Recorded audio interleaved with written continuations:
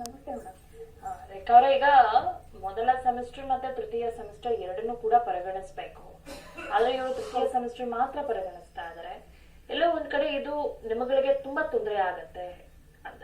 ಯಾವ ರೀತಿ ತೊಂದರೆ ಆಗತ್ತೆ? ಒಂದು ವೇಳೆ ಅವ್ರು ಪರಿಗಣಿಸದೇ ಇಲ್ಲ ಅಂತ ಆದ್ರೆ ಏನ್ ಮಾಡ್ತೀರಾ? ಮುಂದಿನ ನಿಮ್ಮ ಹೋರಾಟ ಯಾವ ರೀತಿ ಇರುತ್ತೆ?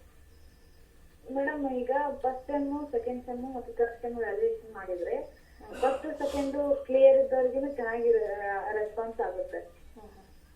ಒಂದ್ ವೇಳೆ ಥರ್ಡ್ ಅಷ್ಟೇ ಮಾಡಿದ್ರೆ, ಈಗ ಫಸ್ಟ್ ಸೆಕೆಂಡ್ ಅಲ್ಲಿ ಪಾಸ್ ಆಗಿರ್ತಾರೆ, ಥರ್ಡ್ ಅನಾಕಾರಣದಿಂದ ಆರೋಗ್ಯದಿಂದ ಸಮಸ್ಯೆ ಆಗಿರ್ಬೋದು, ಅಥವಾ ಅವ್ರ ಫ್ಯಾಮಿಲಿ ಸಮಸ್ಯೆಯಿಂದ ಆಗಿರ್ಬೋದು, ಅಥವಾ ಎಕ್ಸಾಮ್ ಬರಕ್ಕೆ ಆಗ್ಲಾರ್ದೆ ಇರ್ಬೋದು, ಆ ವ್ಯಾಲ್ಯೂಯೇಷನ್ ಮಾತ್ರ ಇದಾಗ್ತದೆ. ಈಗ ಇವ್ರು ಮಾಡಿದ್ ನೋಡಿದ್ರೆ ಫಸ್ಟ್ ಸೆಕೆಂಡ್ ಅಲ್ಲಿ ಬ್ಯಾಕ್ ಇರವೆ. ಈಗ 6 ಸಬ್ಜೆಕ್ಟ್ ಅಲ್ಲಿ 5 ಬ್ಯಾಕ್ ಇರ್ತವೆ, ಇಲ್ಲಿ 5 ಸಬ್ಜೆಕ್ಟ್ ಅಲ್ಲಿ 4 ಸಬ್ಜೆಕ್ಟ್ ಬ್ಯಾಕ್ ಇರ್ತವೆ. ಬಟ್ ಥರ್ಡ್ ಸೆಮಿಸ್ಟರ್ ಅಲ್ಲಿ 3 ಪಾಸ್ ಆಗಿರ್ತಾರೆ. ಅವರೆಲ್ಲ ಪಾಸ್ ಆಗ್ಬಿಟ್ಟಿದ್ದಾರೆ. ಈಗ ಅವ್ರಿಗೆ ಆಪ್ಷನ್ ಇರೋದು ಪಾಸ್ ಅವ್ರ ಫೇಲ್. ಈಗ ಅವ್ರಿಗೆ ಏನಾಗ್ತಾ ಇದೆ ಅಂದ್ರೆ ಪಾಸ್ ಮಾಡ್ಬೇಕು ಇಲ್ಲ ಫೇಲ್ ಮಾಡ್ಬೇಕು ಅಂತ. ಪಾಸ್ ಈಗ ಆಗಿದವ್ರದ್ದು ಪರ್ಸೆಂಟೇಜ್ ಜಾಸ್ತಿ ಆಗುತ್ತೆ. ಈಗ ನಮ್ದು 0 ಇಟ್ಟದವ್ರದ್ದು ಪರ್ಸೆಂಟೇಜ್ ಕಮ್ಮಿ ಆಗ್ಬಿಡುತ್ತೆ.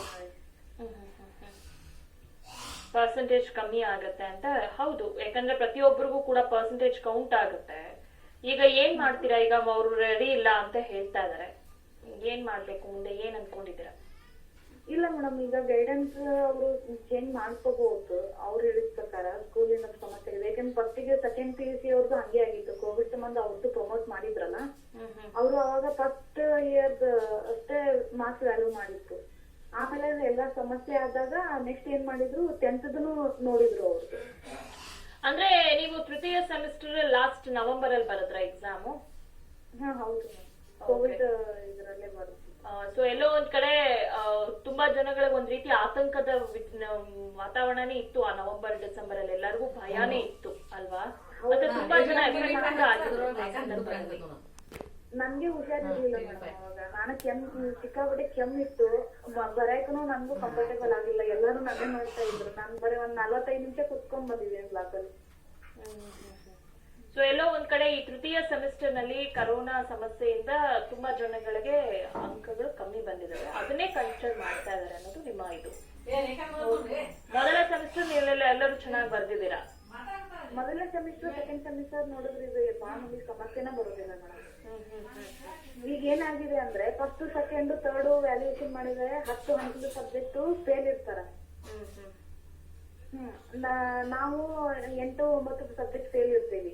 ಈಗ ಅವ್ರು ಪಾಸ್, ನಾವು ಫೇಲ್.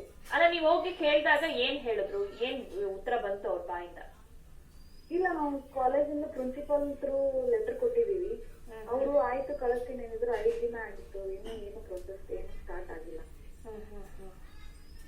ಒಟ್ಟಾರೆ ನಿಮ್ ಫ್ರೆಂಡ್ಸ್ಗಳಿಗೆ ಎಲ್ರಿಗೂ ಕೂಡ ಇದೇ ಸಮಸ್ಯೆ ಆಗ್ತಾ ಇದೆ ಈಗ? ಹೌದು ಮೇಡಮ್, ಬಾಳ ಜನ ಇದಾರೆ. ಸಕ್ರಿಲಾ ಕಾಲೇಜು, ಕಲೀಲಾ ಕಾಲೇಜು, ಕೇರಳ ಕಾಲೇಜು, ಈ ತರ ಬಾಳ ಜನ ಇದಾರೆ. ಎಲ್ಲ ಸ್ಟೂಡೆಂಟ್ಸ್ ಹೇಳಿದ್ರು. ಆಕ್ಚುಲಿ ಇವತ್ತು ಮನವಿ ಕೊಡ್ಬೇಕು VC ಅವ್ರಿಗೆ ಅಂತ ಹೇಳಿದ್ರು ಅವರು. ಎಲ್ಲ ಕಾಲೇಜ್ ಸ್ಟೂಡೆಂಟ್ಸ್ ಇವತ್ತು VC ಅವ್ರಿಗೆ ಮನವಿ ಕೊಡ್ತಾ ಇದ್ದಾರೆ.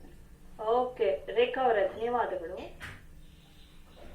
ಬಸವರಾಜ್ ಮತ್ತೊಬ್ರು ವಿದ್ಯಾರ್ಥಿ ನಮ್ಮ ಜೊತೆ ದೂರವಾಣಿ ಸಂಪರ್ಕಕ್ಕೆ ಸಿಕ್ಕಿದ್ದಾರೆ. ನಮಸ್ತೆ ಬಸವರಾಜ್ ಅವ್ರಿಗೆ.